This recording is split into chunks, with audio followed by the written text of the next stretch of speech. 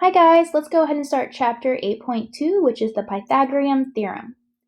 So the Pythagorean Theorem, you guys should remember from middle school, is a squared plus b squared equals c squared, where c is the hypotenuse. So we're going to use the Pythagorean Theorem to find the values of x in example 1. So we have a squared plus b squared equals c squared. Well, x is on the hypotenuse, so this is c. And then we'll label this as A and B. So 6 squared plus 15 squared is equal to x squared. 6 squared is 36. 15 squared is 225 equals x squared. So we have 261 is equal to x squared. And if we take the square root, we have x is equal to the square root of 261, so let me see what that is.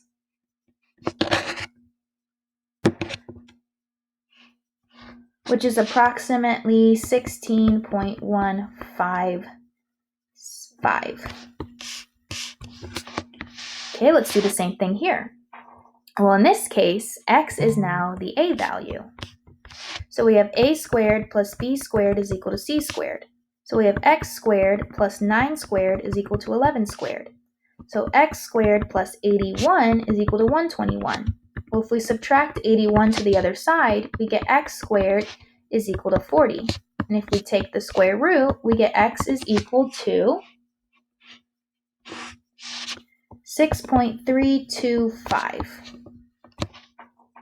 Perfect. Okay, let's go ahead and I'm not going to read too much into these key concepts here because what these are just common Pythagorean triplets, meaning that these form right triangles. So if you see any of these numbers, you know it's going to form a right triangle. So using a Pythagorean triplet to find x, explain your reasoning. So we have 12 and 15. Well, let's look at our chart here. Well, we have 12 and 15, so that means our missing side is 9. So x is equal to 9 by the 3, 4, 5 triangle. Because that's what we found it under. Let's look at example 3. Okay, so example 3, we have Damien is locked out of his house.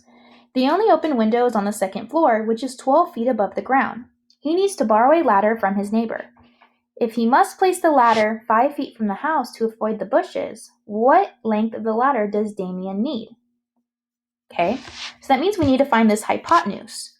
So we have a squared plus b squared equals c squared. This is going to be a, this is going to be b. So 5 squared plus 12 squared is equal to c squared. So 25 plus 144 is equal to c squared. Well, 144 plus 25 is 169. Take the square root, we get c is equal to 13. So the answer is C. Okay, let's look at these theorems. If the sum of the squares of the length of the shortest side of a triangle is equal to the square of the length of the longest side of the triangle, then the triangle is a right triangle.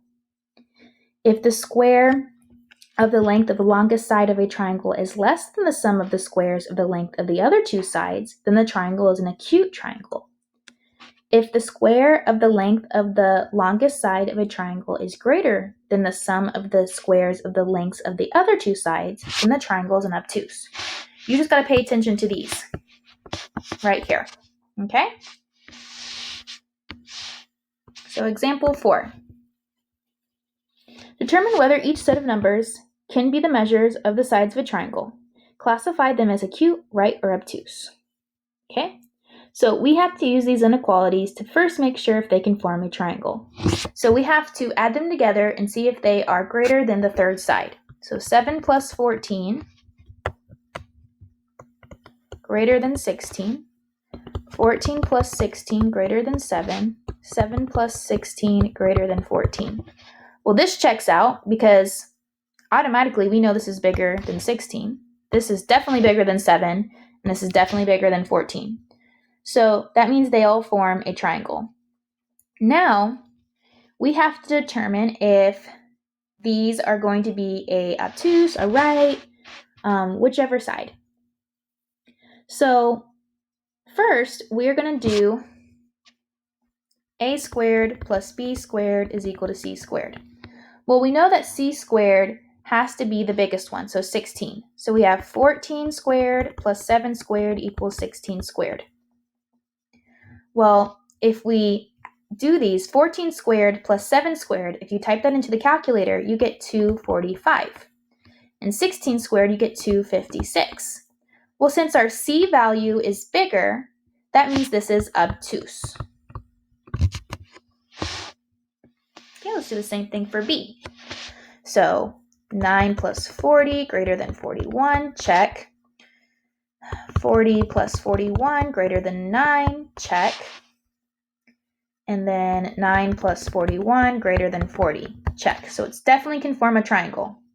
Now let's do a squared plus b squared equals c squared. And remember, the biggest one is c squared. So 9 squared plus 40 squared is equal to 41 squared. Well, 9 squared plus 40 squared gives us 1681, and 41 squared gives us 1681.